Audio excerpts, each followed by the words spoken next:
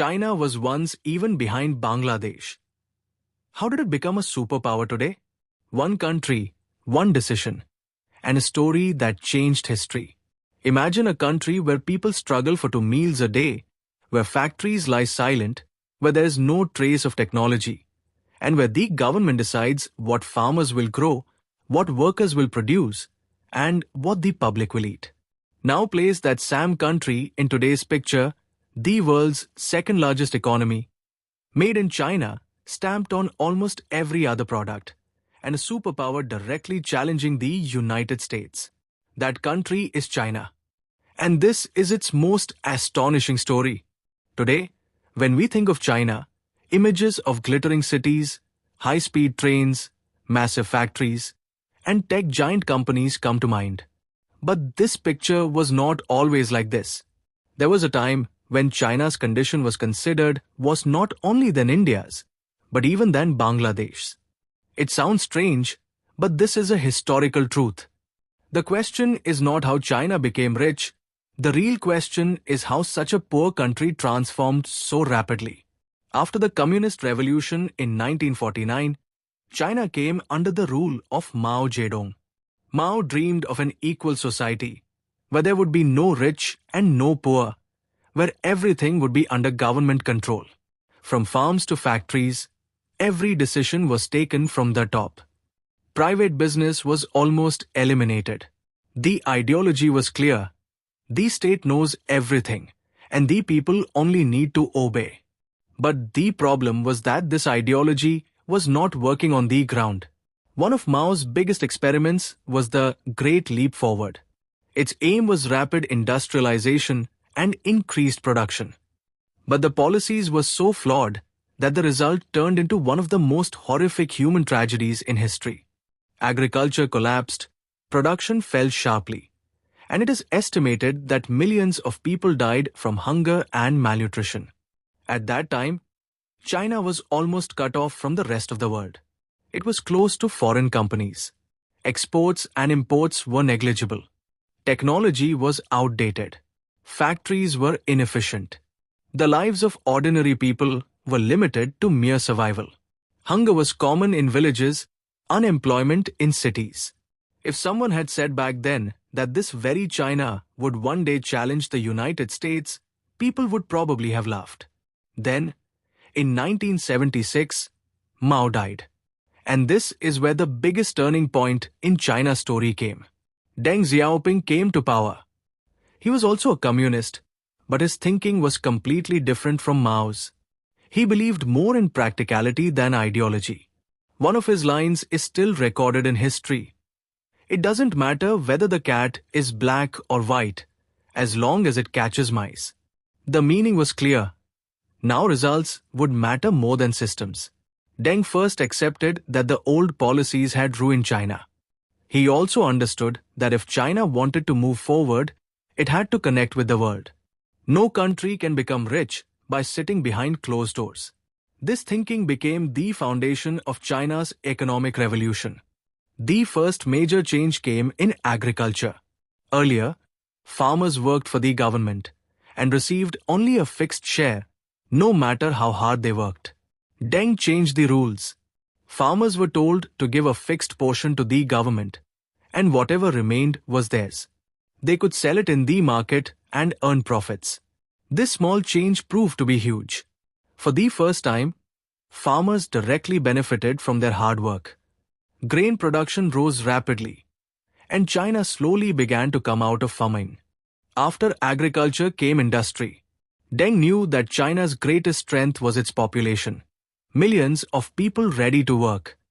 He decided to use some parts of China as laboratories for experimentation. Certain areas in southern China were declared special economic zones. Shenzhen, which was once a small fishing village, was made the biggest experiment. This meant that different rules would apply there. Foreign companies would be allowed to enter. Tax incentives would be given. Land would be cheaper. Government interference would be minimal. The market would be allowed to function on its own terms.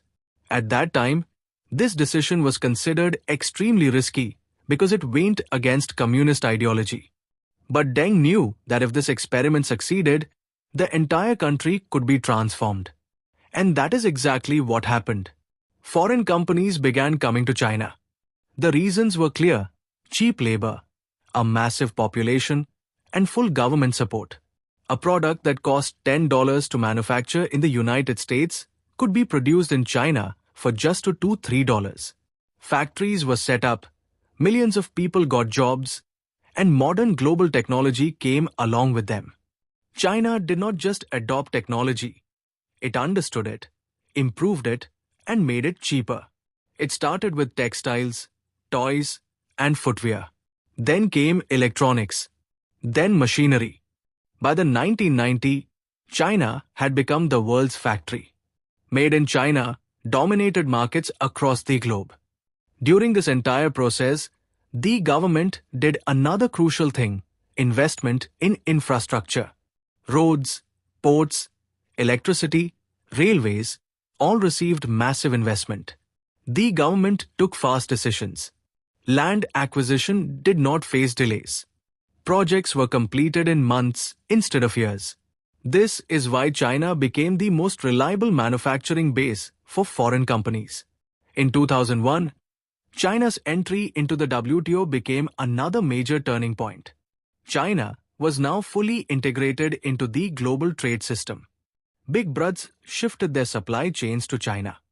Exports increased, dollars started flowing in, and the government reinvested that money into infrastructure, education, and technology.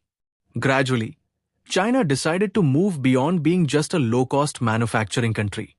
The government began focusing on research and innovation. The education system was improved.